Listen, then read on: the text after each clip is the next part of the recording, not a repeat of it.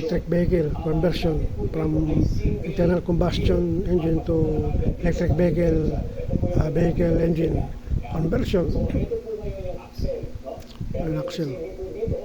Yung constant velocity doon, tapos yung axle naman yan papunta rin dito sa outer na CV. Kung ano po yung nandun sa ating mga sasakyan, halimbawa doon sa Wigo nyo o sa Vios nyo, ay ganito rin po yung makikita. Meron din po itong ABS.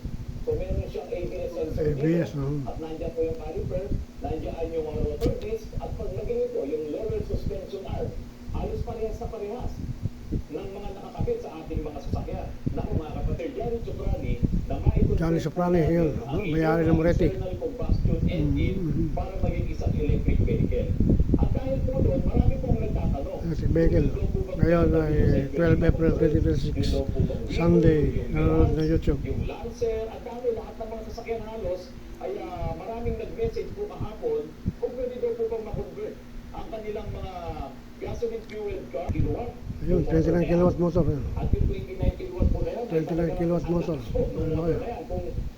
Kaya makina size, pero lalaki pa yan. Pwede pa laki. Halimbawa, yung inyong Wigo. Sa totoo lang, kaya na pala nun ang isang 29 kilowatt na motor. Tandaan niyo po yan, mga kapatid, yung mga nakamaliliit na sasakyan, ha?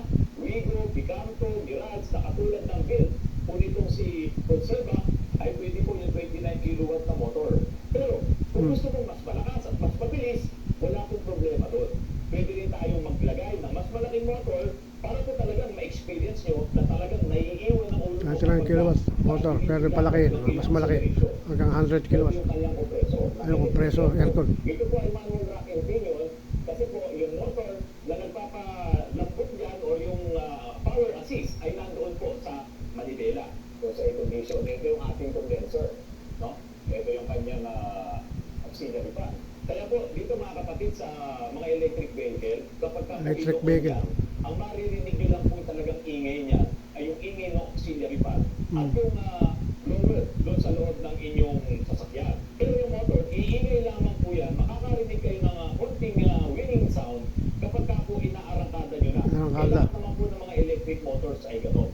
Kaya kung maganda naman ang soundproofing ng body ng sasakyan nyo, halos wala ka na rin maririnig. Ay yung kanyang electric vacuum pump doon sa hydrovac.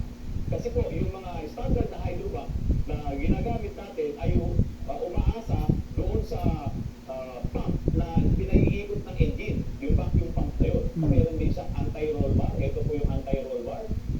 Ayan. At ang dulo po nitong anti-roll bar ay nakakabit dito sa stabilizer link. Ayan. So, importante itong anti-roll bar na yan. Ngayon, back end. Ayan. Kung ano po yung nandun sa inyong mga sasakyan, ay nakakabit din po dito sa Moretti Conserva po na ito. Kaya alam nyo, hindi po Moretti. hihirapan Manufacturer Moretti. ang inyong mga Pero mga China made ng mga parts. para po maging isang pero ito yung isang talaga na kailangan na makita nyo dahil ito po yung isang pinaka-importante. Tayo po mga tao, meron tayong puso. Kapag ang puso natin ay may problema, at talagang problema na po ng lahat yan. Magkakasakit ka, mahihirapan ka, hindi ka basta-basta makakapagtrabaho, at kailangan ipaayuso ng mga electric vehicle. Ito po yun. Ito nga nasa ibabaw ko na ito. Battery. Ito po yung battery. No? Ito yung lithium-ion Battery. phosphate battery. Lithium-ion. Itong Conserva. Battery. So, muna tayo sa pinakakapal po ng battery. So, mula po dito, ayan, 6 inches po. 6 inches, ayun. No? Ng battery na to.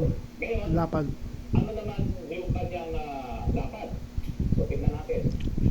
Yung lapad niya 6 inches. ay 30 inches. 38 No? 30 inches. inches. Inches. Ngayon, 30 inches. Haba. Ayun, haba. 30 by 40. 42 inches. Yung kanyang haba. Sa totoo lang, doon sa mga sedan nyo at doon sa mga maliliit na sasakyan, pasok na pasok po itong size po ng battery na ito. Battery. Size sa battery. Lithium-ion. Magaling ang Battery. mag-convert para lahat po ng mga brackets po na ito ay mailalagay natin ng maayos. Ang isa po na may problema kung sakasakali ay yung pong tambucho. No? Dahil nga nandito Wala nang tambucho. Kadalasan ang tambucho ay dire-diretso doon.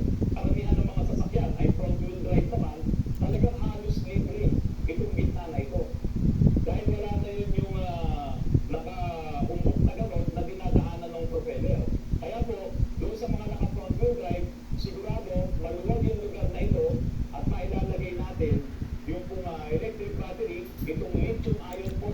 battery. Nakasakili po na ito doon sa ilalim ng inyong mga sasakyan. Ito po si